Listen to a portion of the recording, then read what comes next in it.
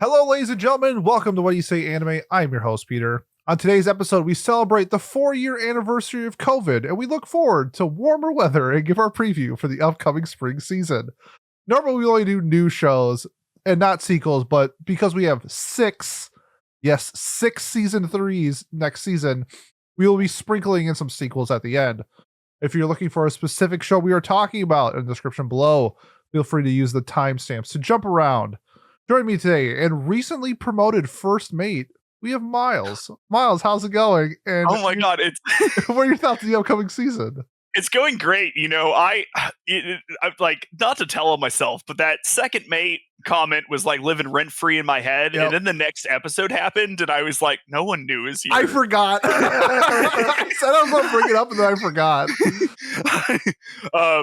But I'm glad I've been promoted, and I mean, as always, Pete, I'm excited to talk anime with you. Yeah, what are your thoughts on this season? We got an interesting lineup. Mm-hmm. So, as I take a drink right when you ask me a question, like the professional podcaster I am, you know, I think it's an interesting season. There's a lot of good sequels, right? So I think the floor for this season is like pretty solid, you know, because there are shows people are going to like because they know they like them already. As far as like the non-sequel shows, I'm interested to see how it goes. To me, there's nothing that I'm like dying to see, but there's a lot of things that I'm interested in. Gotcha. So I don't know about you. What are your thoughts there? Yeah, I think it's like the polar opposite really of Winter, because Winter had a lot of like brand new properties coming into it that we were kind of like uncertain how it was going to be adapted. So like we had like Soul Leveling, where, you know, it's a huge manhwa, but how is it going to be added? And then we had like Trigger coming in with like Dungeon Meshi, but nothing that I would say, like, it's been like a rare season where like we didn't have like a major player. Like we JJK finished the season before. We don't have like these big shonen properties that are entering the scene again with like sequels. That's what last season. This season's like, hey, do you like season 3 of whatever show you watched like 4 years ago? Because we got season 3 for you. Yes. So it's like very different. So I think it's going to be an interesting season. Some of the shows that I'm excited for in terms of sequels are switching studios. So I have to see how that pans out. Okay. So a little nervous on some of the shows that I'm looking forward to, but I think when it's all said and done, I think spring will be a little bit better than winter. But we'll see. I am intrigued to get back into some sequel grinds and talking about, you know, Konosuba, Laid Back Camp, or other people like Demon Slayer and Slime. Oh, I guess I watched Slime too, but like some other like big name properties with sequels. That's what I'm kind of looking forward to that talk, because this season, especially like in our Discord, where if you're interested in joining, links in the description below, you know, we have a lot of like talk around Sign of Affection, Seventh Time Loop, Apothecary Diaries. So it's not like we're not talking JJK, etc. So I think this season we're gonna get back into some of the big time, or I'd say big time players, but larger players in the sphere that are getting these third seasons. So I think it's gonna be a good season. Shall we start with our first show, Miles? Let's start. And by let's, I mean you. Yeah, by me, yes. Okay, the first one up that we're talking about is Kaiju No.8. We'll read the synopsis and give our thoughts on it. Grotesque Godzilla-like monsters called Kaiju have been appearing around Japan for many years. To combat these beasts, an elite military unit known as the Defense Corps risks their lives to protect the civilians. Once a creature is killed, sweepers working under the Professional Kaijuu Cleaner Corporation are left to dispose of the remains. Kafka, a 32-year-old man unsatisfied with his job as sweeper from a young age, has aspired to join the Defense Corps and kill the Kaijus for a living. After a few failed attempts, however, he gave up on his dreams and resigned himself to the mediocrity that provided a decent paycheck. Nevertheless, when an ambitious 18-year-old recruit named Lino joins the cleaning team, Kafka is once again reminded of his desire to join the military. This is a show that I've read like 25-ish chapters for. Oh, interesting. Yeah, it was kind of like a big deal coming out on. This is during like, I think the manga came out during COVID, so this is more when I was reading the newest, you know, Shonen Jump property that came out. Kaiju No.8 was getting a lot of hype because, well, at least for me, what stood out was that the main character was 32 in a Shonen property. I was like, oh, that's neat. I'm not the biggest Kaiju guy. It's kind of like mechs for me, where like I don't hate it, but I don't actively search out that type of stuff. And I got read into it. It's okay. It was fine. That was pretty much like my whole like feeling around it. With the anime, however, when they announced when they showed like the trailer for the first time like a year ago, the character designs look terrible. They look really, really bad compared to the manga, which the manga's art is pretty solid, I would say, but like nothing like breathtaking. I don't know what they did with the character designs, but it does not look good. A couple other things with Kaiju number 8. It is airing on Twitter. You could watch the season on Twitter, which is a first for many reasons. It's also airing on like Crunchyroll, but I thought that was interesting. And they're also having 2 Western bands do the OP and the ED. Youngblood, I believe he is a British rocker, is doing the OP, and then what's that band called? One Republic. That's what they're called. One Republic is doing the ED. So it's like very strange. So Miles, do you have any thoughts on Kaiju number 8 based off like the PV art and the synopsis and some of the other things? Yeah. So I mean, I don't know. I haven't read any of the manga. The character designs look like fine to me. They don't look like outstanding or anything, but I'm not super worried about that. What I think is neat about this is that like this is, I think, legitimately like the first kaiju property that I've watched or seen that cares about like disposal of kaiju, and like that's sort of neat. Yeah, for sure. So that makes me think that the world building might be pretty good, or it won't be. I don't know, but I definitely like the fact that they've gotten like really big artists to do things like this, like their OP and their ED and everything, makes me intrigued to give it a try, just because, you know, like maybe that's just all window dressing, you know, to sort of entice people to watch something that's not great, but like maybe it's because they're very confident in it. I don't know. But it seems interesting enough, and I know people do like the manga, that I'm definitely interested to give it a try, and like relatively hopeful that it'll be at the very least entertaining. Yeah.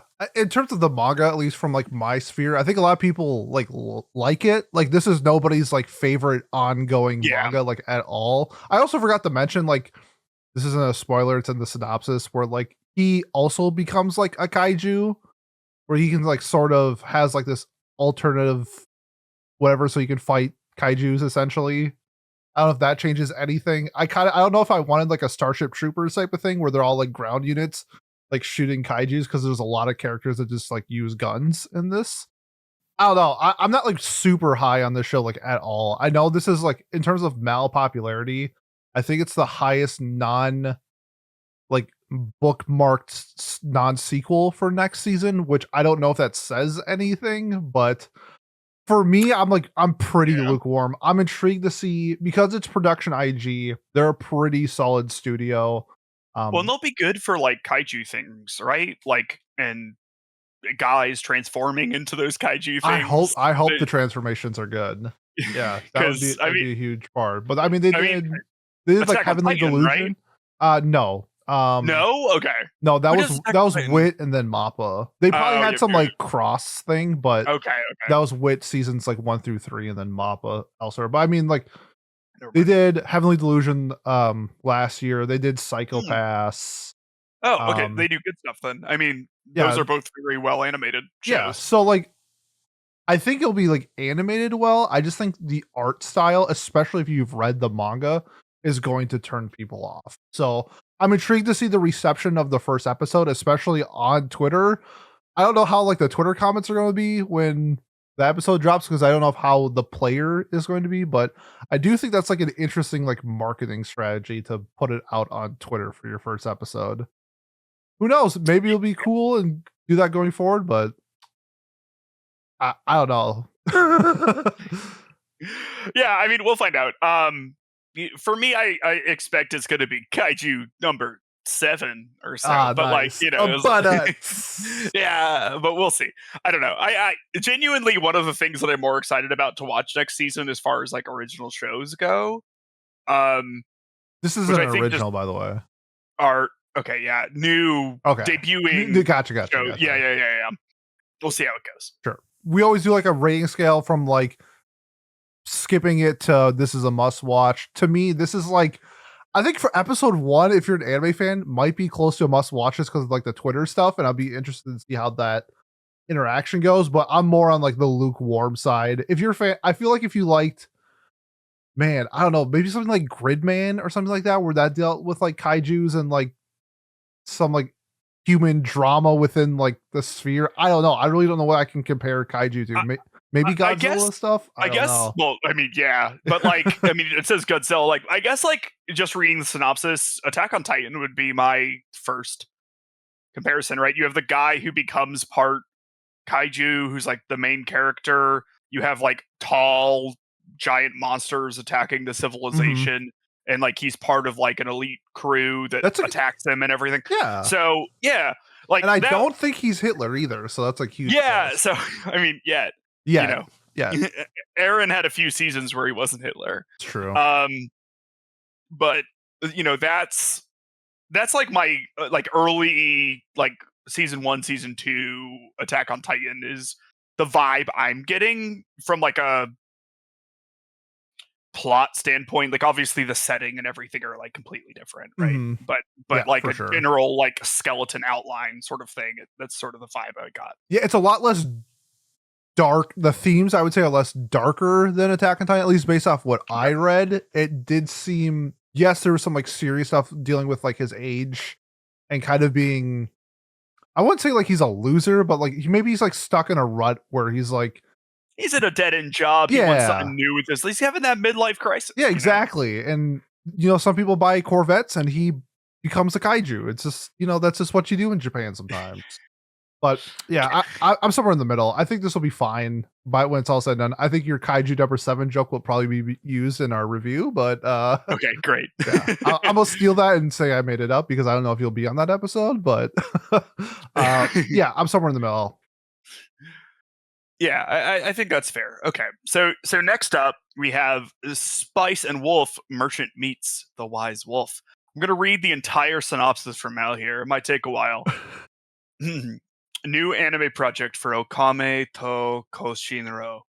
But wait, there's some background. No background information has been added to this title. Help improve our database by adding background information here.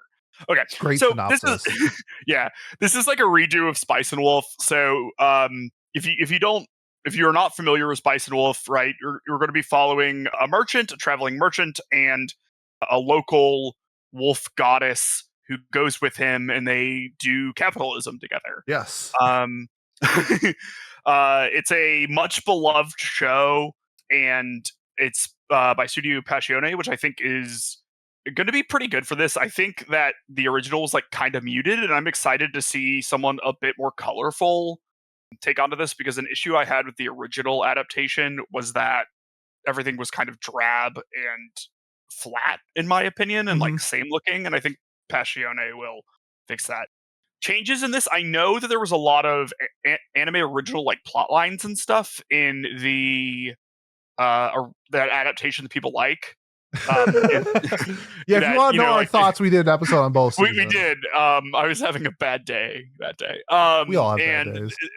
This is to sort of like, it's like a Brotherhood kind of scenario, right? Like Spice. I hope so, because they haven't said like how many episodes it's going to be yet. Like, that's like a huge thing for me, is how much content we're getting. I suspect we're going to get like 12 episodes, but it's Spice&Wolf, so we'll keep getting more. Is like how I think, right? Because it's a popular show. Oh, it's a very popular light novel. Surprisingly, very popular VR game. Yeah, where you just like live with Hollow. Yeah. So I wasn't the biggest Spice&Wolf fan, but I'm excited to watch this because I do think there's something there, and I'm excited to see if they put a good twist on it. Sure. Not even twist, if it just how they adapt it. I think, you know, different adaptations of things are cool. So I just want to see how it differs. For sure. I was a little bit higher than Miles was on Spice&Wolf. I think I gave each season an 8. I really enjoyed like the dynamics between the two. A couple things with this Brotherhood treatment. Both Hollow and Lawrence's VAs, the Japanese VAs, are coming back to reprise their roles. So if you're a fan of the sub, that's awesome. I like the dub a little bit better when I rewatched it, but I did enjoy the sub. Another thing is Kevin Penkin's doing the music. If you don't know who Kevin Penkin is, he does the music for Made in Abyss, Rising of the Shield Hero. Oh. What else did he do? Tower of God. So he's one of my favorite, if not my favorite, like music composers of anime. So I'm hoping that we get a nice fantasy theme. I mean, he's like on par with like Adam Call. Like, I don't know if this is gonna be Freerun level of like fantasy style music, but if anybody could match that, it's probably Kevin Bacon. So I'm looking forward to that. And you know, it's Spice&Wolf is kind of like a show that's like on its own. There's not a lot of shows that are compared to Spice&Wolf.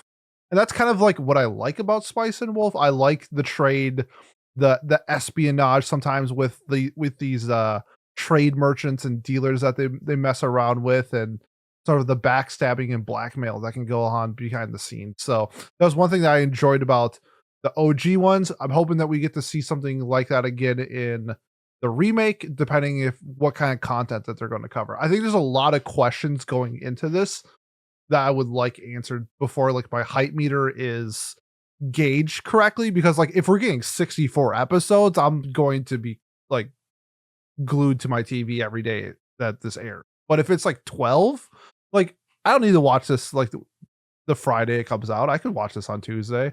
So it's one of those things where I'm just like, I'm intrigued by the content and what they're going to cover and sort of just the treatment that it's going to get. You look confused. No, I'm just thinking about I don't know, like how different it's going to be, because there are some like major characters in The original show that are anime only that like very much inform the plot. So I'm yeah. The girl So in season 1 that's in Lawrence's like Yes. first village isn't in the light novel. Yeah, so I'm excited to see how that'll work.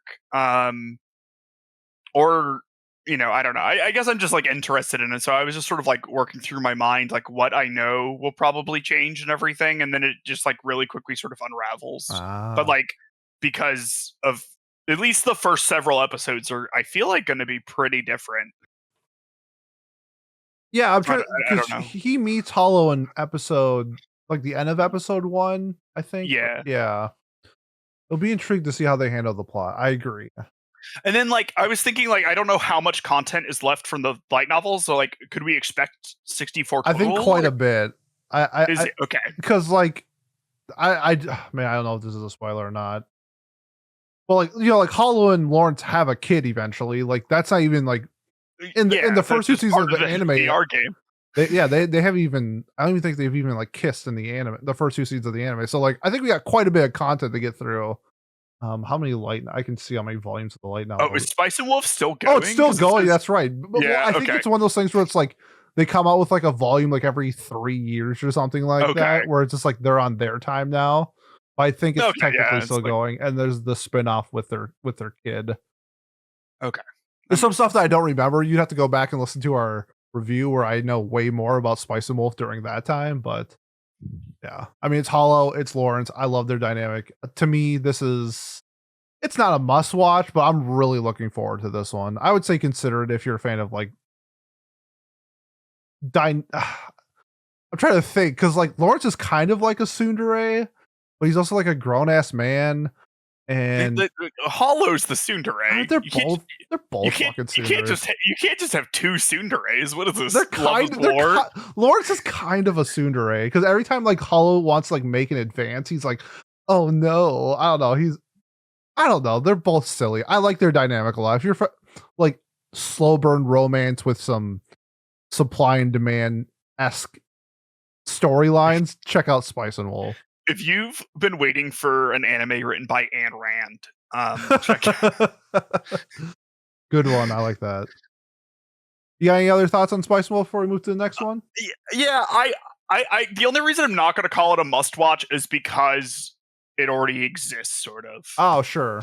Yeah, but like I think that like if you haven't watched any of it before, wait and see if people think it's good or not, and then hop in if you want to. And if you've watched it before, I suspect you'll want to check it out. Yeah, is sort of how I would view that. I think I like that. You definitely word it better than I do. So listen to what Miles says, not me. Except for this. Yuri's my job. Oh, okay. Do not listen to Miles on that one. This is kind of like Yuri's my job. but Sort of. not really. Okay, our next show, I got my manga right here. Whisper Me a Love Song. Yori is a mature girl in many ways, but she is still pure when it comes to romance. The sentiment is proven when an underclassman, Himari, suddenly confesses her love to her and her band at her band's performance at the freshman opening ceremony. Confused and surprised, Yori asks her friends for a consultation, but then they tease her by saying that she is experiencing love. Yori soon makes up her mind and tries to return Himari's feelings, but in a twist of events, she realizes that what Himari loved was not her, but her music. As Yori continues to pursue her love for Himari, she promises to make Himari fall in love for her. However, this passionate love bloom will remain or be unrequited. I've read 4 volumes of Whisper Me a Love Song. The main characters remind me a lot of Bloom Into You, just based off like style. And that was a Yuri that I enjoyed for the most part. I heard the manga is much better than the anime, but for the anime, I liked it too. This one, how do I put it? There's a lot of roadblocks in this story where it reminds me a little bit of like some shonen romances where as progression starts to move forward, something stops the progression altogether. And this story does kind of do that, at least for the parts that I've read. I don't know if it gets more past volume 4. However, it's a very fun and cute show. I think that if the music is good, that could add another element to this story. I have a feeling that Miles is going to hate this because this is just gay Bochi the Rock, but you know what? No. Bochi the Rock is gay Bochi the Rock. I think the ADD girl, everyone, she's gay, and I've heard people fight that. I will accept no other answer. No, for sure. But I guess okay, sorry. I had to throw that in there just because it's whatever. But I think this is a very cute like Yuri style show. But I have a feeling that it's going to be go read the manga type of ending where I don't know how much I could recommend this. I'll have to wait and see, but I just have a feeling that this is going to be the stereotypical 12 episode Yuri where some things get fleshed out, a lot of things don't. It's open-ended, and you need to go read the manga because we're never getting a second season. Miles, your thoughts on Whisper Me a Love Song? Yeah, so one, the studio doing this is the same studio that's currently doing Witch and the Beast. Okay. Which is a show that you do not like. I dropped it. Yeah, that I have been enjoying. However, I've not been enjoying it because of its animation. So that'll be interesting to see because like romances and stuff like this, I feel like more so than other slice of life type of things, like sort of rely on like whammy shots, you know? Mm-hmm. And you know, you want those cherry blossom petals flowing around and the hair going while they look at each other on a walkway sort of deal. Yeah. And if we have music, right? Music is something that's always animated like kind of weirdly, unless your kid's on the slope or that one season of Bang Dream. You know, so that is a little concerning to me. The other thing that's like, I don't know how much I like this twist where like she thinks this girl's confessing to her, but then she wasn't confessing to her, but then she's like, I guess I'll make her like me anyway. Like that's the thing. This synopsis is a little confusing because like they do like each other, but did you ever watch Bloom Into You? No, in a very unmiles like move, I've not yet. So Bloom Into You, it's like one character likes the other character way more than the other one type of deal. Yes. This is kind of the same deal where it's like do they both like each other? Yes, but like one definitely likes the other one a little bit more than the other. And so that I think it's some people have problems with that dynamic in that like that scenario where it's so I just wish you saw Bloom Into You so I could describe it for you. I mean, I do get some like one of the girls in Bloom Into You has like a very hard time with romance, like in general, right? Like from my understanding. Yeah, I would say a little bit. She's not like super interested in it. Yeah, she's not like aromantic exactly, but like very slow in her. It's why it's called Bloomidy, right? Yeah. Because she opens up over time. Yeah. Okay. But yeah, I don't know. I mean, I'm excited to watch this. Like, I'm going to. I just, knowing that it will take a while because it's a Yuri, and some roadblocks and stuff coming up, and like the premise of it, like I guess you said that that's probably going to be executed better. I don't know. I guess I'm like a little hesitant on this, but not like terribly so. I guess it's like middle floor, low ceiling kind of thing for me. Like, I don't think this is going to blow me away or anything, but I also don't think it's going to disappoint me in any way. Yeah. I really do think it's just going to get the bloom into you treatment. If this came out and said like it got 24 episodes, like that would raise it so much because we get so much more content. Things get fleshed out. But a 12 episode like slow burn Yuri, I just don't know what to expect. I don't know what volume we're going to be left off on, that type of thing, just based off what I've read. Do we know? We don't know how many episodes you're getting currently, right? No, if I was a betting man, and I am, I would bet this is 12 episodes and only 12 episodes. So this is like, I'm a sucker for romance. I'm a sucker for Yuri. I'm going to watch this. If you're in the same boat as me, it's probably a must watch. But I think for most average romance watchers, this is going to be middle of the pack. Like it, especially coming off the tail ends of Sign of Affection and Dangers in My Heart from last season. This is not going to be on this. I mean, I know we're not the biggest Dangers fans, but a lot of people fucking love Dangers in My Heart. Okay, this is unbelievable. That wasn't the show you listed that I was making that face at. Oh, Sign of Affection? I still don't get it. Yeah, well, that's a you thing, my man. That newest episode was a mega. I haven't watched the newest one. It has been getting better, I will say, because they've started talking to each other and expressing interest in each other, and I'm a big fan of that. Yeah. But back to what I was saying, it, like coming off, I'll say of the majority of people thoroughly enjoying shows like Sign of Affection and Dangers in My Heart, this isn't going to be even remotely close to, I think, of that level. So I think when it's all said and done, it's probably going to be in like the 7 range. So I would say, like, if you're a fan of just like romance, go out and check it. Otherwise, I don't think you need to really go out and peep this. Yeah, I guess I would agree with that concept. What I guess, like, I have a question for you. What's up? Because so you frequently, like, I'm not the world's biggest romance anime guy. Guess who is? You. Me.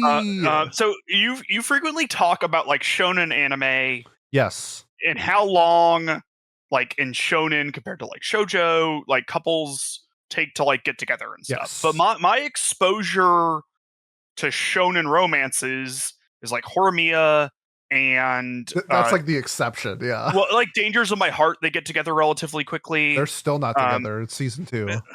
They're dating and stuff. Like, I don't know. Like, it's like progressing. They went on a date. I saw it. There was an episode. Went on a date. They're not dating though. It's tomato.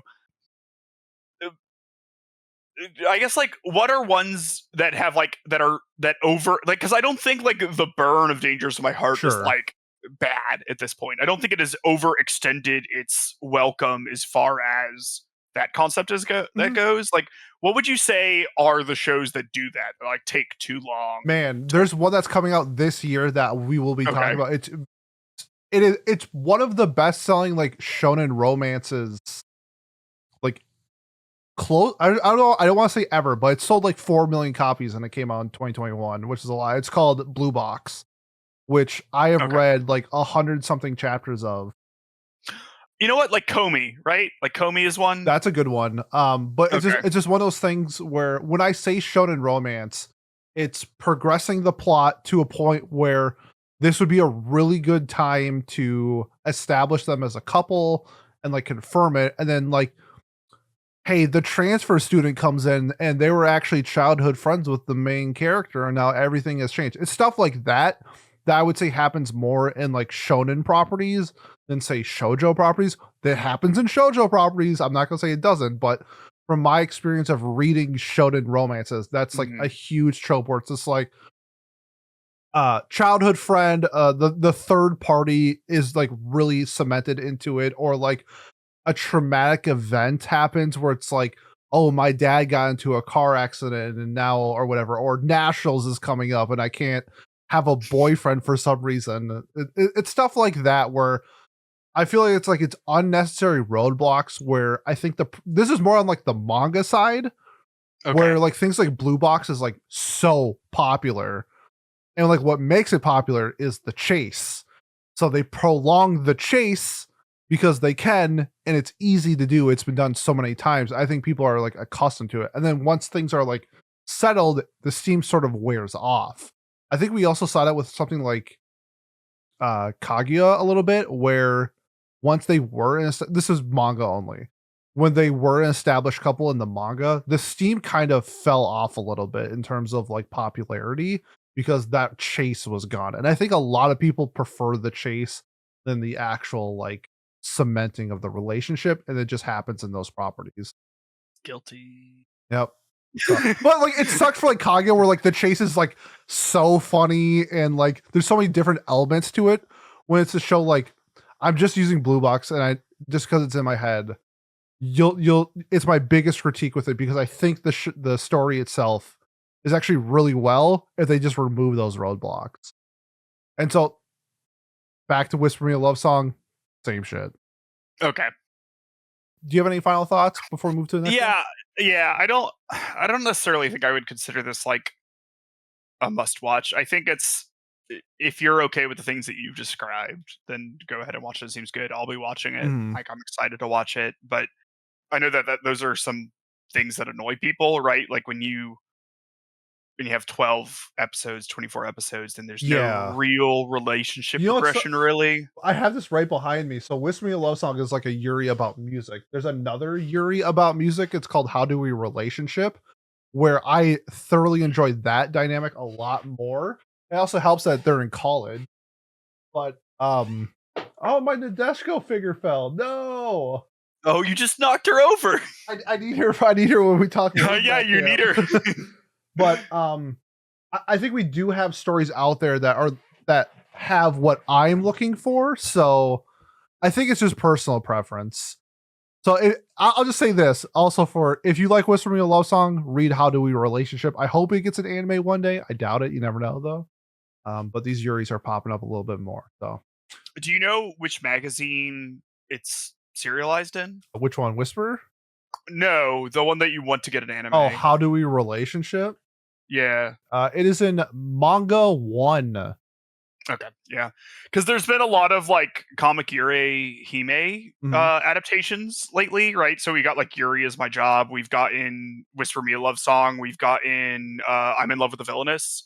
So I was wondering if it was in there, because like it seems like they're sort of making a push to animate their shows, but that's not one of them. So. No, this magazine has done the Mob Psycho manga, Magi, and that's about it in terms of manga. Okay, cool. So you pick up that magazine, you get your Mob Psycho, and then you get your Yuri Romance. Yes. Yeah. Same place. Yep.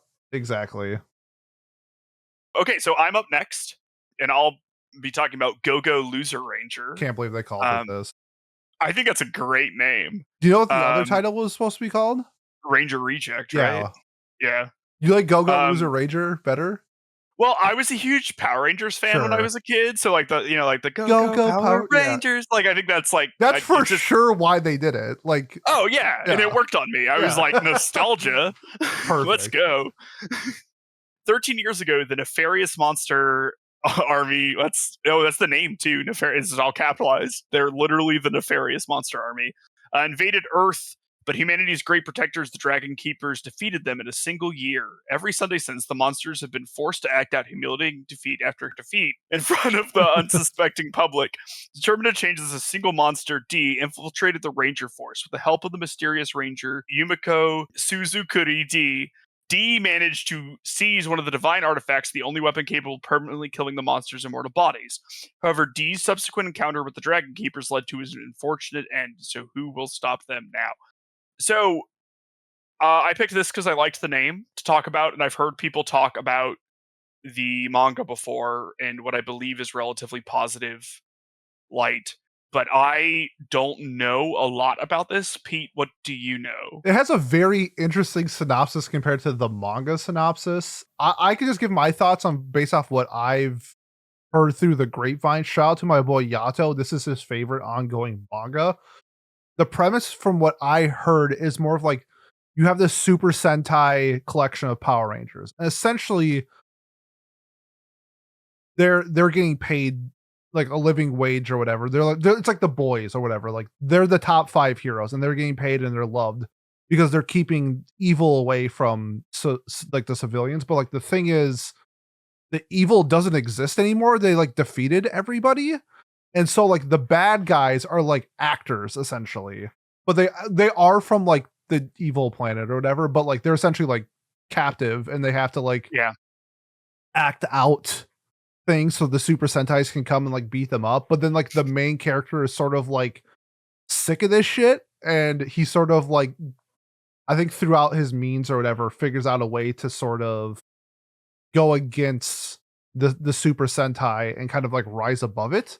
So like I think he's a loser in the beginning and then as the story progresses he gets a little bit more powerful through whatever means that is. Also, fun fact, this is done by the guy who did Quintessential Quintuplets. So it's going to be really good? Yeah. So it's very funny to see, you know, this guy branching out outside of a harem rom-com to do this Super Sentai. But I've seen panels and it's like, I think it's one of these shows that starts out a little silly and goofy, but then like people get like fucked up and like die and shit. Like, I don't think this is like, I think it's more like the PV art makes it look a little fun. I think this is more like PG pushing R-rated stuff towards later parts. I'm intrigued to see how many episodes we get. I thought I saw that this might be a 2-core. I can't confirm that, but I saw some rumors from whoever that I saw it from. But yeah, I'm actually just jacked because this guy that I follow, his name's Yato Plays, and I really like he's like one of 3 people that I like thoroughly enjoy his manga takes and recommendations. And this is his favorite ongoing one. So just because of him, I'm going to be watching this for sure. But also kind of going back to Kaiju No.8, Super Sentai Power Ranger stuff. I like it. It's not really my favorite. I was never like a Power Rangers kid growing up. I watched it, but I was more towards like Beast Wars and stuff like that. So I love Beast Wars. Beast Wars is so good. So like I'm personally I'm in the middle ground, but I've heard so many good things about the story. The real negative though is that it's called Go Go Loser Ranger and not Ranger Reject. Ranger Reject sounds way better than Go Go Loser Ranger. Go Go Loser Ranger is maybe the best anime name ever. It's also written by the man who wrote the best mystery of the century in the Quintessential Quintuplets. I was a Power Ranger for Halloween for like 5 years in a row. You were a Power Ranger last year, bro. Yes. When I met my wife, she was dressed as the Pink Power Ranger. Fun fact. Ooh. So actually, that was in my wedding vows.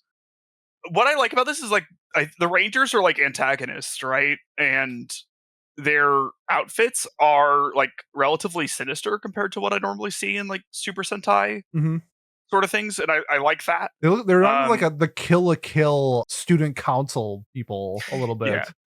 Especially the big dude. Yeah. It actually is like very, very much like that. Yeah, I'm excited to watch this. I think it's interesting concept-wise at least, and you know, I don't know how it's going to be. But I'm excited to see it. I don't know a ton about Super Sentai stuff, so like maybe stuff will go over my head, right? Like maybe I won't understand references or, you know, deconstruction of tropes or whatever of tropes.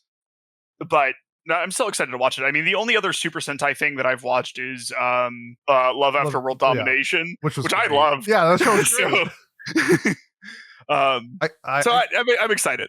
Yeah, if this show does suck, then I can like maybe go on Twitter and troll people and be like, "Love After World Domination greater than sign Go Go Loser Ranger" or something like that. But yeah, this is middle ground, but just based off what I've heard, I'm looking forward to. I'm a little bit above middle ground. Yeah, I would not even like cautiously optimistic. I would say like I'm excited to watch this. I don't have like world. I'm like, oh, this will be fun, Yeah. right? That's my mood going. This is a rare property where like both of us really don't know shit about it. Like no one in our Discord reads this manga. Usually like through osmosis or something like that, through the people that we interact with, we can get a little bit. Literally the only thing I know is my boy Yato being like, this shit's gas. I'm like, all right, guess it's cool. So he's the one that got me into Children of the Whales, which is one of my favorite manga ever. So if he likes that and he likes this, I'm hopefully gonna like it as well. So that is Ranger Reject, not Go-Go Loser Ranger. I can't believe you don't like Go-Go Loser Ranger. It's so great. It sucks, dude. It's so, I don't know. Maybe it was like a child, like, you know how they do like the Super Sentai Child's Plays things, and the kids cheer for the yes. If that stage play was called Go-Go Loser Ranger, I get it. Okay, the Japanese name, I just threw it into Google Translate. It translates to Great Sentai Disqualification. So that's the real name. I think we should all call it the Great Sentai Disqualification. Well, we will both be watching the Great Sentai Disqualification airing this. You really wanted to say hentai there. I got something else on my mind. Okay. These Oshinoko chapters got me feeling some type of way. Oh, I'm so happy. Shut the fuck up. Okay, next up, we got a story called Windbreaker, which is when I originally saw the PV art, I thought this was going to be Blue Lock, like 2. Like, I always wore windbreakers when like I played like soccer or something like that. But no, I've heard this been called Tokyo Avengers, essentially. So I'm guessing it's a bunch of just delinquents beating each other up. Let's read the synopsis. Haruka wants nothing to do with weaklings. He's only interested in the strongest of the strong. He just started at Furin High School, a school of degenerates known only for their brawling strength. Strength they use to protect their town from anybody who wishes it ill. But Haruka's not interested in being a hero or being part of any sort of team. He just wants to fight his way to the top. Miles, I'm gonna keep it a buck with you. This shit looks awful. Straight up. Okay, cool. I'm glad. Okay, I'm not excited about this either. Like it's like, I don't know, is this like Fight Club but for like high school delinquents? Like, what I will say about it is that I kind of like the fact that it just sort of drops all pretense of I don't know anything about it, right? So please forgive me, anyone who is familiar with this adaptation and likes it and knows more about it than me. From this 3-sentence synopsis, it just sort of sounds like the guy was like, I just want people to like fight each other and like get stronger and like raise up rankings. Here's a high school, they do that there. There's nothing else really going on, you know? So I think that is like, I like that. I like that in a show when it just says like, this is what I am. Here it is. I haven't bothered dressing it up. Take it or leave it. That being said, the thing that they're not dressing up is something that I often need very dressed up to enjoy. No, for sure. The MC also looks like I don't like the character isekai edgelord main character who he has at least 4 wives. Like he's got 2 different colored eyes. One half of his hair is black, the other half is white. He reminds me of like Sid from Eminence and Shadow, where another don't be mean. Sid has mad drip. He is atomic. The cape goes hard, dude. It's just this guy doesn't have a cape. I don't want to get too much into Eminence and Shadow talk, but there's only so much levels of male power fantasy that I can really dive into. Windbreaker, I just don't know, man. Like I haven't watched the PV. I know that there's like a trailer for it, but I don't know. I wasn't really the biggest Tokyo Revengers fan. I watched season 1 and then I saw the manga spoilers on how it ended, and I was just like, nah, I'm good. And Windbreaker to me is like that without like I don't know. It's just brawling, which to me is boring, which is why I never watched like Baki, which is why I never watched like Kengan Ashura. These just like pure brawling animes where it's like there's no plot. They just want to fuck each other up. I'm like, hey, if that's your thing, go for it. But that ain't my thing. So my question is, from like a meta perspective, what is it that is like, why is this on our list? Great question, Miles. Okay. I'm gonna keep it a bean with you. I was going through the list of like the popular shows, and this was like number 7 non-sequel. So I said, throw it on there. And you know what? Every now and then, sometimes also it makes for good content, my man. Like, or then if we can come back later and we find out that Windbreaker is actually just like legit shit, and then this is in the ether of the internet forever, and be like, remember that one time where Peter said that this shit was ass and it's actually peak? It's there forever. We never know until we find out. So yeah, 100%. Well, I didn't know if, because like usually when we put stuff on neither of us are going to be interested in, it's like it has a claim in some way. You know, it's like not our taste, but in the thing that isn't our taste, it's like the top of the crop. You know, and it's like known to be good if that's your thing. Yeah. And you know, is this good? Do I like it? Yeah, I don't like, because like everyone compares it to Tokyo Revengers, and that's a show that I thought was like okay. So if it's like a better Tokyo Revengers, I'll probably enjoy it. But I didn't read the synopsis until I started reading. I had no idea what the story's about. I just heard somebody call it the Tokyo Avengers. I was like, that's funny. I want to say that on the podcast. Okay, so I'm going to really quick read a review from the manga. All right. This is the first paragraph. It says, I'm going to go straight to the point. This is very shonen jumpish. We have a tsundere main character with a cool design, a tragic past, and an unstoppable wish to fight strong people. He joins the worst school in Shibuya just for fighting all the Bancho there. I don't know what that means. But surprise, these bad guys are heroes and they save the day, the place they live from like real, whatever Bancho means. And then so it's just, it sort of sounds like, yeah, he like goes to the school because he wants to fight people.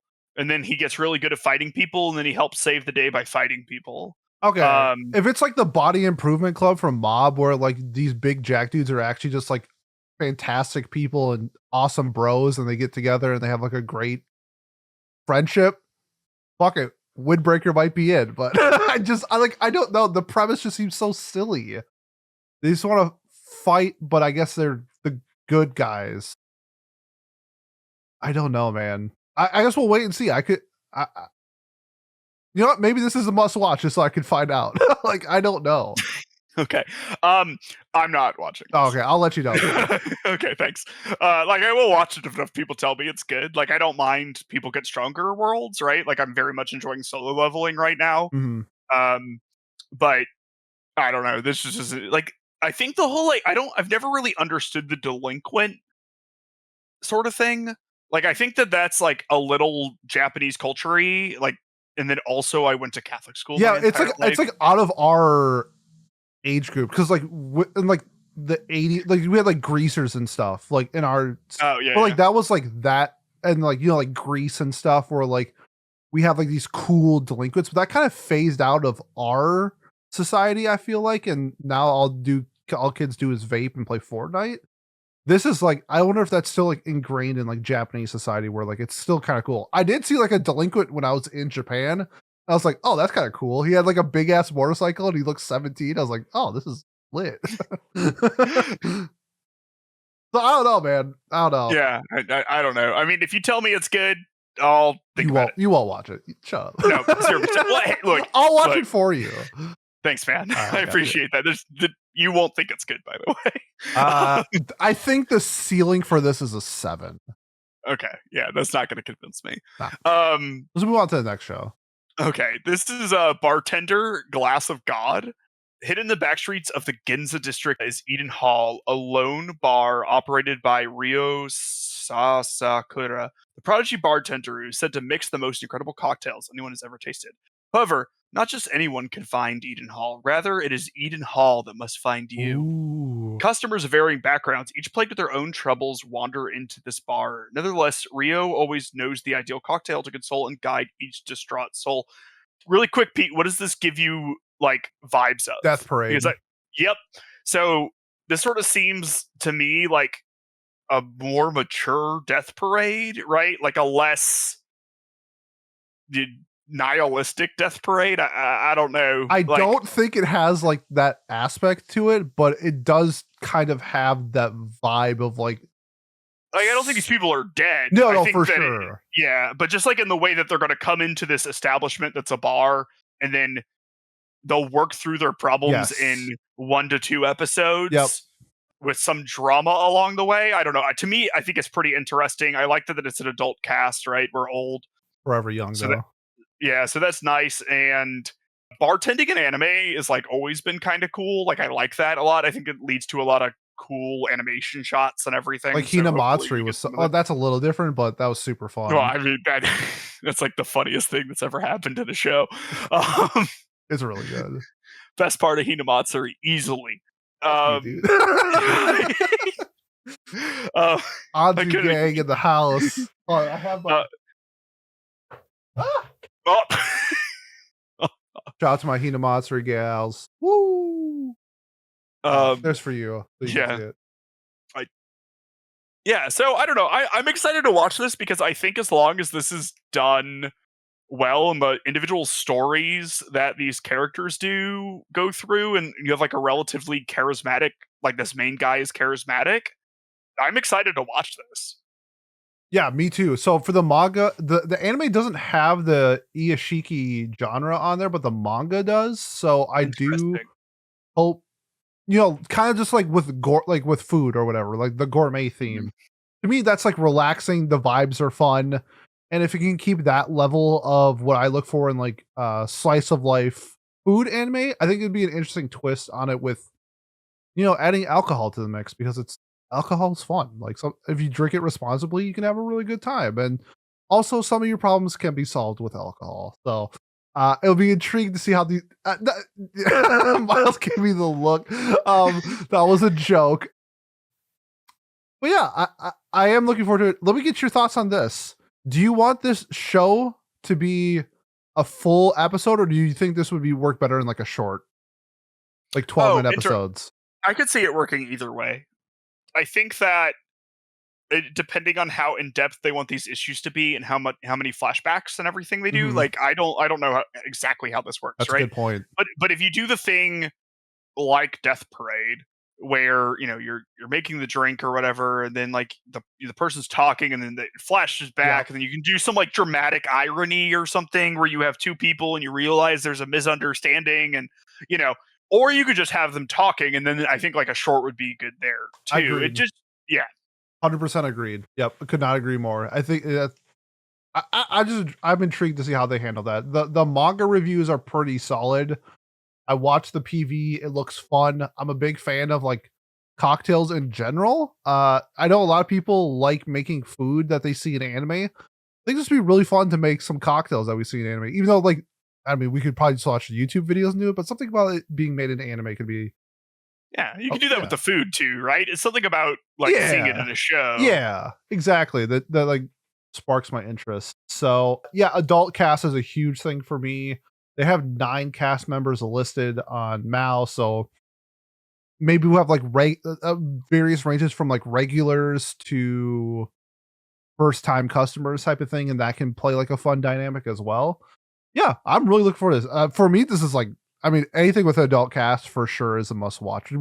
Depending on the topic, but adult cast with alcohol, yeah, I'm fully in. Yeah, for me, again, it's one of the shows that I'm more excited to watch. I'm excited that I like found it while perusing, because it was like pretty far down there in the seasonal list. I don't think I would call it a much watch for like the general audience, because it does seem sort of niche. But if you know the general like Pete vibe for things, and you're a fan of that for like these adult cast shows, then I would for sure watch it. And there's enough overlap, I think, with the type of stuff I like as well. So I think we're both excited to give it a go. Hell yeah. Can't wait to talk about Bartender in our mid-season like check-in thing. Next up, we have the Fable. Fable is a legendary hitman who has completed numerous jobs for a variety of clients. After concluding his latest assignment, the number of people he has recently killed becomes too high, and Fable is ordered by his boss to lay low for a year. He has suggested that having to adapt to his life as an ordinary citizen might prove as a valuable experience for his future work. Fable is accompanied by the woman who acts as his driver, and the two will assume new identities as siblings. However, their boss warns that they will face deadly punishment if Fable kills anyone during his time off. Thus begins Akira and Yoko Sato's journey of a 1-year sabbatical from the underworld. Reminds me a lot of Way of the House Husband, where you have like this former Yakuza dude who's now like a house husband, and this dude just trying to live his life as it's like what if John Wick was like a slice of life. It's kind of like the vibe I'm getting, or I guess prequel to John Wick. comedy. Yeah, prequel to John Wick or something like that. He's just like living with his wife, having a good time. Yeah. Well, yeah. So something like along those lines. The main tag for this is comedy, which is also why I kind of lean more towards Way of the House Husband. I know Jay has read this. Hooks in our Discord/Twitter that I know of has read this, and they are a big fan of the Fable. So that has me really excited. It has like an 8.5 the manga. However, it's 22 volumes and 240 chapters. This is confirmed for 2 cores. So we are getting at least 24 episodes of the Fable. So that helps a little bit. I'm guessing they're going to try to put everything into this season. That being said, I think this looks really funny. It's giving me a lot of like really fun. I mean, we mentioned it before, Hinamatsuri vibes too, with like when you actually do like the Yakuza. When they do like the Yakuza stuff in Hinamatsuri, where like, yeah, they're like shooting guns and stuff, but it's still kind of funny at the same time. That's the kind of the vibe I got with the Fable. So really looking forward to this. Miles, your thoughts on the Fable? Yeah, so when I read this, I was like, oh, I got to put this on the list because Pete will like this. I'm excited about it too. I think it's like a fun concept. I like the animation for it. I think it's I sort of it's not your sort of common day or recently sort of animation. Like the faces look different, and I find that refreshing. There's like a parrot on his head. I'm excited to see where this little bird comes in, and I think it, as long as the comedy hits on this, and I think it has a lot of room for being funny, like the concept, that framework works. I think that I will enjoy this quite a bit. Yep. Just please do not slaughter this like they did with the Way the House Husband anime. I know a lot of people didn't mind it, but just knowing what we could have had really ruined that for me. This, I mean, we've seen the PV, it's not like that at all, but I think this will be a lot of fun. And this, based off like how many members it has on Mal, it's at 12,000 right now. This is probably going to be like a sleeper, I feel like. Yeah, I definitely think it's something that has the potential to gain traction over the season.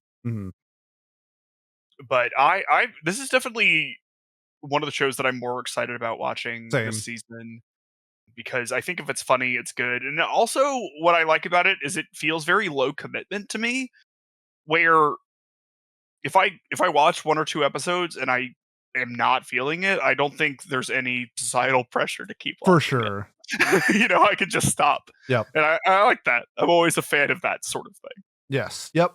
Agreed. Yeah, for me this is up there. I don't know if I really have any like must watches this season, to be honest. But this is, again, adult cast comedy, a silly premise, giving me Hinamatsuri vibes, giving me sort of not in the same light, but same thing with like One Punch Man type of vibes, where I think they could do like really funny, silly stuff with over the top action. So really looking forward to the Fable.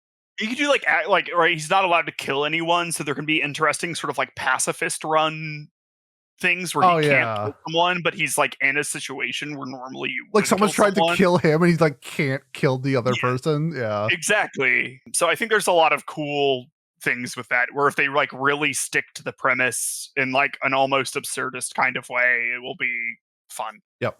There's also like the scenario like of a potential romance between him and the driver, but they're like pretending to be siblings. That can lead to humor. Because could you imagine a show where like the Just siblings? Stop. Okay, Just stop. Sweet Home Alabama is not playing in the background right now. I think that would be crazy, right? Like, that would be crazy. People should not do that in their works. And even if you like framed it like in some sort of play or movie, anyway. Yep. Next up is called A Condition Called Love. As far as I know, contains no incest. So Hotaru Hensei is a first-year high school student who treasures her family and friends above all else. Unable to understand romance, she decides she will be content living without the experience of falling in love, a great thing for a freshman in high school to do. While Hotaru is spending time at a cafe with her close friend, she witnesses the relentless breakup of a handsome honor student, Hanone. Encountering him sitting alone in the snow on her way home, she extends her umbrella to him in a gesture of kindness. The very next day, he appears in Hotaro's classroom, asking her to be his girlfriend. Despite being rejected, he sticks closely by Hotaru's side, performing selfless acts in hopes of pleasing her. Hotaru begins to feel emotions she has never felt before. Believing that these emotions could blossom into love, Hotaru agrees to date him. Pete, is this something that you're like turning around and you're grabbing? I do not own any volumes for this. Wow, I'm a bit surprised. You want me to speak on this, Miles? Yes. Okay. This is the shoujo community fucking loves a condition called love. I fucking reading that synopsis. Of course they do. Oh, people go crazy over this.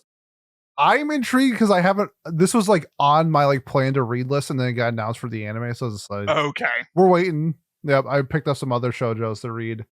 The main character Saki is going to have because we kind of had this with Itsumi with a sign of affection, where he's a little handsy, he's a little controlly-ish, and depending on who you are, some people had problems with this.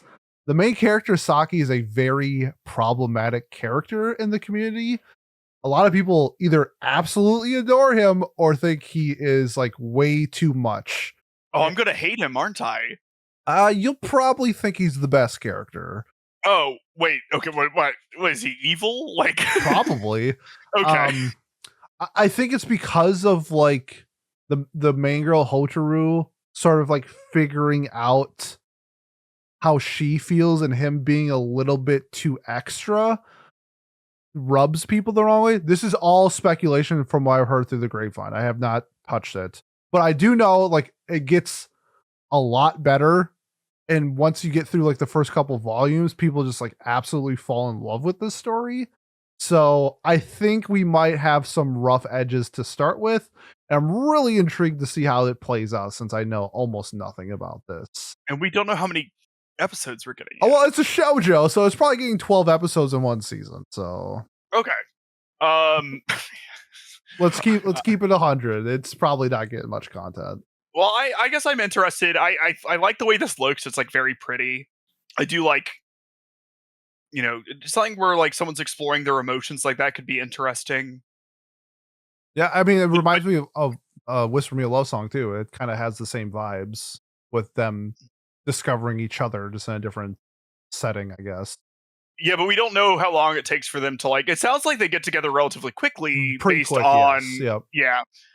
So I have to say, you have intrigued me because I want to know what I think about this guy now, right? Yeah. Like knowing that he's like a controversial figure.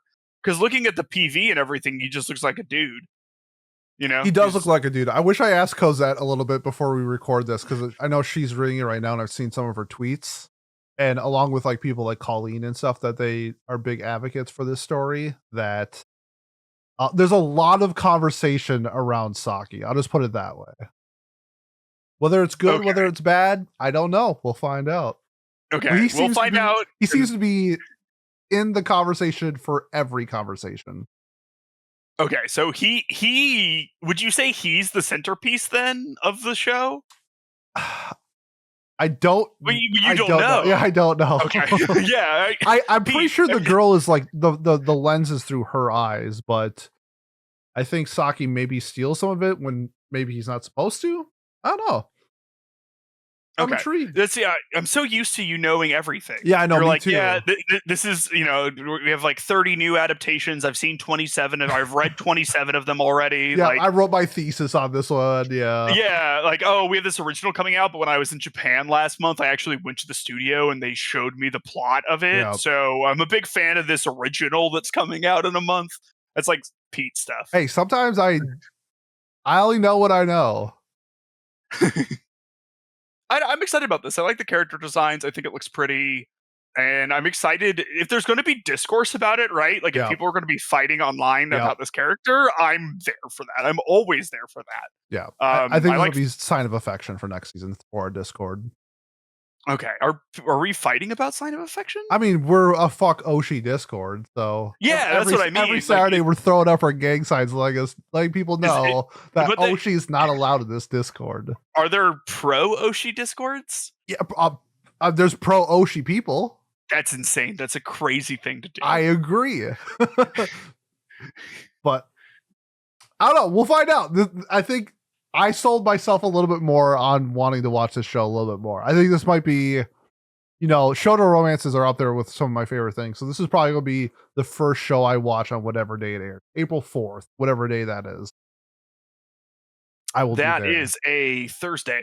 I will be there no matter what. Okay. I definitely want to watch this. I'm excited to watch it, and mostly because I like fake fighting with people on the internet. Yeah, it's super fun. Yeah.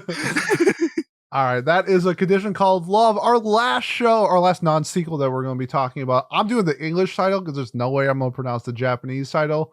Go loser. Nah. Actually, maybe I could do this. Oji-san to Oba-san ga Waka Gatarai Hanashi, a story about a grandpa and a grandma who reunited back into their youth. The synopsis: Shozo and Ine have been happily married for as long as they can remember. Even in their old age, with wrinkles and cracking limbs, the strength of their love is evident by their precious bond. And then randomly one day they find out that they are young again. Despite their newfound youthful and attractive bodies, Shozo and Ine remain the same as ever. This story follows the young old couple as they go about their daily lives, spending time with family and defying the expectations of the youngsters. This is a B show. 100%. Oh my god, dude! This is the most B show I've ever seen. You sicken me. Oh, the show! I can't this wait. Is just like the most wholesome thing in the entire world. It's like, oh, this wholesome young couple becomes a wholesome, or old couple becomes a wholesome young couple, and they love each other so much, and they're busy showing how much they love each other, and they can. Sickening. Yeah. Absolutely sickening. Yeah, I can't wait. This will be fucking great. I hope this kind of like explores, when you get older, I think a lot of times people have that like reminiscings of things I wish I could have done when I was younger. And so I think maybe that the story explores that. I think that'd be like a pretty interesting premise to sort of explore some things that they didn't get to when they were younger. I don't know if they had like kids or they were like a pharmacist and their kid was shitting all over them, or their wife was like a nurse and she was sick all the time, so he had to take care of her, that type of vibe.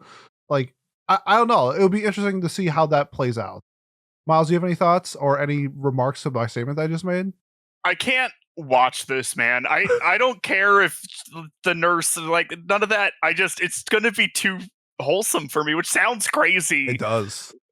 But I need drama in my life. I need it. I crave it. I need conflict. I like any amount of conflict, and I feel like this show isn't going to have any amount of conflict. It looks like it has zero. It looks like it's wholesome as fuck. Yeah, like the conflict is going to be like they teach the youth of their village about like how to pick apples better. Their back hurts when they're old. Yeah.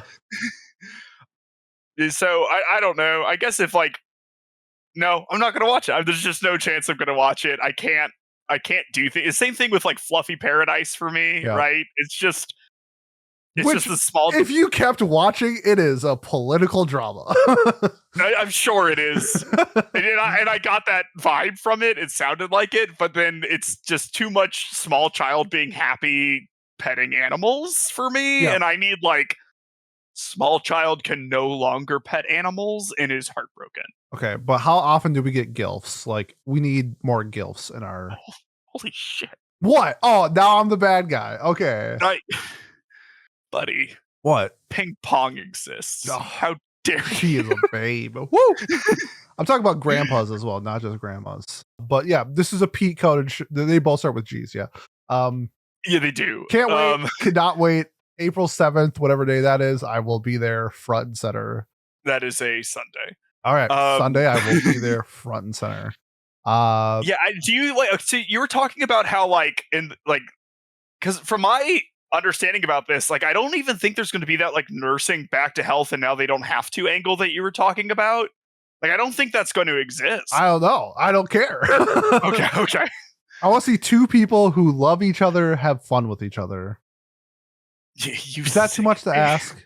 That is gross. I know, right? Disgusting. I'm gonna go watch Windbreaker instead. I'd rather watch. Would I rather watch Windbreaker? I have to do some soul searching. Okay. That's what I need to do. Okay, sounds good. That kind of wraps up the shows. Are there any non-sequels that you have on your plan to watch that we missed? That you know? Nothing. No, I mean maybe, but like nothing that I think is worth discussing in any way. Fair enough. The other ones that I want to shout out for non-sequels, one is called Okaeri Tadaima. Essentially it's a BL where dudes can get pregnant. That looks, I don't know what that to expect from that. So I think that's just a super unique concept. So I'm looking forward to checking that one when it comes up. You just love shows about two dudes raising a child together. It's such a good dynamic. I'm sorry, Buddy Days was pretty good up until one point. Boys love slice of life childcare. Yep. It's you, buddy. Yep. It looks really good. There's one called Unnamed Memory. I think this one you might like. It's like a guy, it's like the champion, and he goes to defeat the evil witch, but then he does like a Shrek 2 with Donkey and the dragon, and he's like, actually, do you want to get married instead of me killing you? And it starts something along those lines.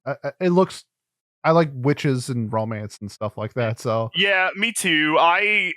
So this is what I was talking about, like exactly when I said I have stuff that I might watch, but I didn't want to bring it up. And it's just like I don't know if this is fair or not. I don't really trust light novel sourced things that much. Ooh, don't you like Seventh Time Loop?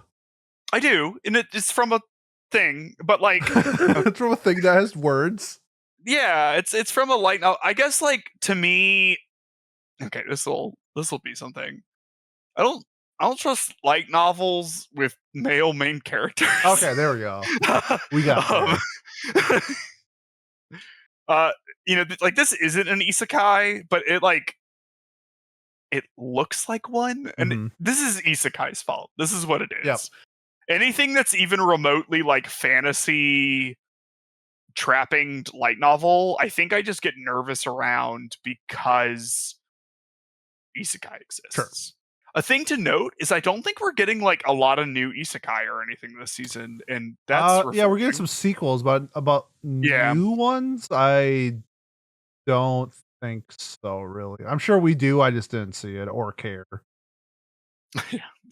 Last one that I'm gonna shout out is Mission Yozakura Family. It's what if Yor and Lloyd were high school students and actually married and love each other. I think it's something along those lines. They're like Yakuza mission family. I don't know. Oh, fun. Okay. It looks fun. I don't know why the main leads are like high schoolers and married, but fuck it. I guess that's where we're at now. Looks you gotta have your cake and eat it too. Yeah, you know what I mean? Yeah, exactly. I don't know. It looks aight. I know some people talk about it's a Shonen Jump property, so yeah, we'll see. Okay, let's get to the meat and the potatoes. The sequels that we will be watching, since there are so many. Miles, do you have any sequels that you want to talk about?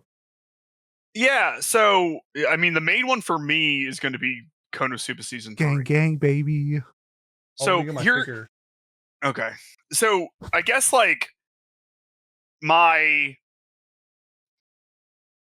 thing about this is going to be my hot take is I don't think this is going to be as well received as the first 2 seasons of Konosuba. Having read the light novels, my darkness head fell off. Well, she's all about that. Whoa. And I don't necessarily want to get into why, because I don't want to, I guess, spoil anything. But I personally am very interested to see how the community likes it, because I do think inertia plays a lot into how things are like received. Sure. Where if something's already been good for 2 seasons in a movie, that if there's some stuff that people might find maybe it gets forgiven more because you already have that like history. So I'm curious about it. I'm interested to see. I mean, it's going to be funny, by the way. Like there'll be lots of good Konosuba-y stuff. I just don't think it might be as there'll be more discourse about it. Okay. I think. I don't know. What are your thoughts? What are you looking forward to?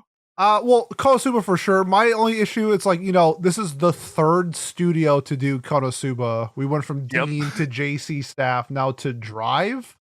I watched the PV and it looks very similar, so I'm not like super. Well, they did Explosion, right? Drive did? Yes. Yes, they did. They did. And I thought that was done well. And it looked like Konosuba to me. So I'm not super concerned about that. Yep, that is a very good point. But I mean, this is my number 5 anime of all time. I can't fucking wait for more Konosuba. I've been itching for it forever.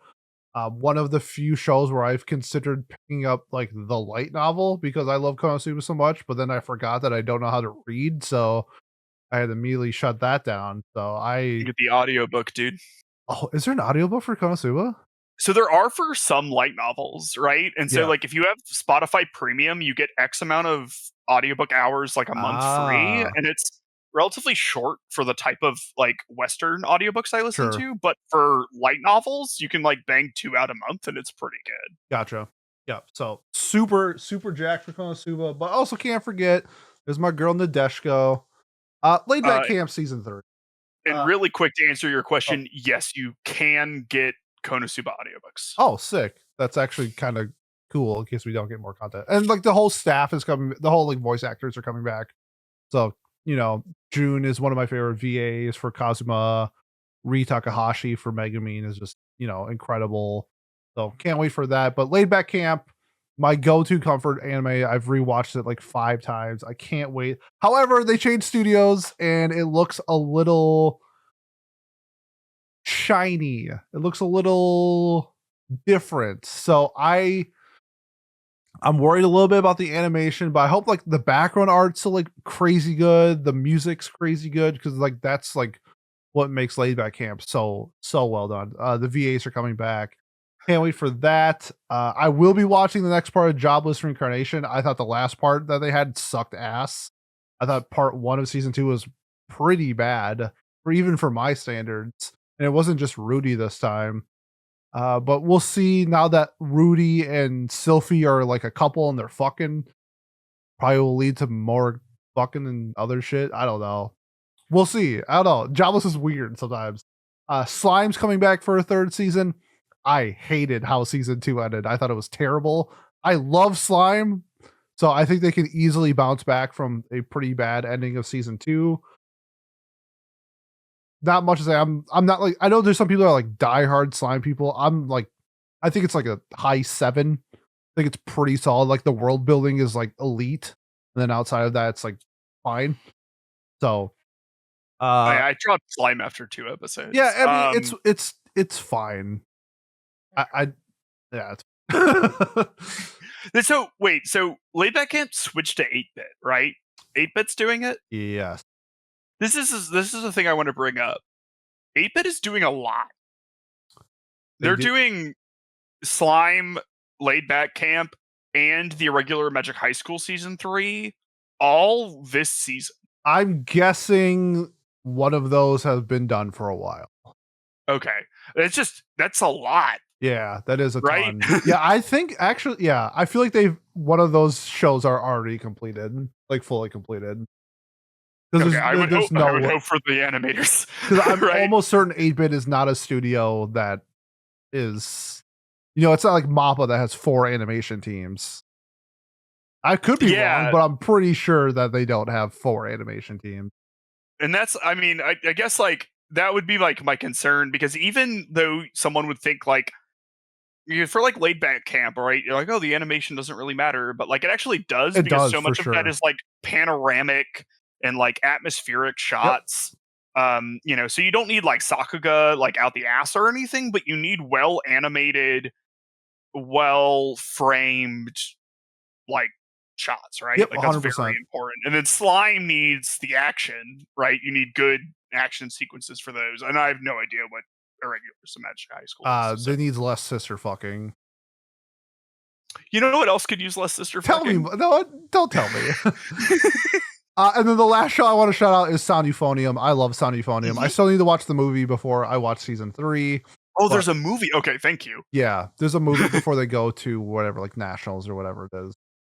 Because I think at the end of season 2 they like qualify for nationals. And then the movie is like, I don't know. There's something in between season 2 and season 3 that I need to watch. But I love Sound Euphonium. We just never really had access to watching the movie, so I'll probably have to get on my pirate ship and watch it before it airs. So yeah, I'm definitely excited for Sound Euphonium season 3 as well. I think I'm a little disappointed the first Kyoto Annie thing I watched was Violet Evergarden, and it like kept me off Kyoto Annie for a little while. God, just L Um, after L after L. But it turns out they just like make hit after hit after hit. They're and a also, really good studio. also Violet Evergarden. But I don't know. I'm very excited for that. I don't think I'm going to watch it live. I think I might save it for like my flight to Japan or something like that. It just sort of seems like a nice, relaxing, like some drama. This is the thing. Like Sound Euphonium has drama in it. Yep. There is some conflict and it keeps me engaged. Any more sequels? I think that's about it. Like, I'm not watching Demon Slayer anymore. I'm not watching My Hero. I'm not watching Misfit Demon King Academy anymore. So I think in terms of like sequel, definitely not watching Data Live season 5. Yeah, I guess like Black Butler coming back is like a huge deal, even though I've never watched it. So shout out to all the people who like that. Oh, Duke of Death is made third season. It should wrap up the entire series. Looking forward to that. Hopefully you can finally touch Alice and they can make babies and stuff like that. I think that's it. You got any final words for the people out there? No, I don't. I'm excited for the season, and we'll see you guys come our mid-season review. Yes, absolutely. Let us know what you are planning on watching, or if anything that me and Miles said was just blasphemous. Let us know what we said wrong. That way, could have been. We're not knowledgeable about a lot of these things. This one I did not know as much as I did, so I just tried to put some pieces together. Let us know in the YouTube comments or like the Spotify comments or Discord, anything like that. So I just want to say thank you for everybody out there who is watching. If you want to support us, the best way to do so, like, comment, subscribe, leave a review on whatever platform you are watching or listening to us on. Next week for Watch Club, we will be doing Yuri Is My Job. Miles cannot wait. Otherwise, in 2 weeks, I believe I'm doing the winter review. It's going to get a little complicated because I have to jam some shit in before I go to Japan. And this is just like the timing that works. So we'll see. I'm almost certain we're doing a winter review for the following like non-Watch Club episode. Otherwise, thank you so much. And we will see you next time. Peace. Bye-bye. Bye-bye.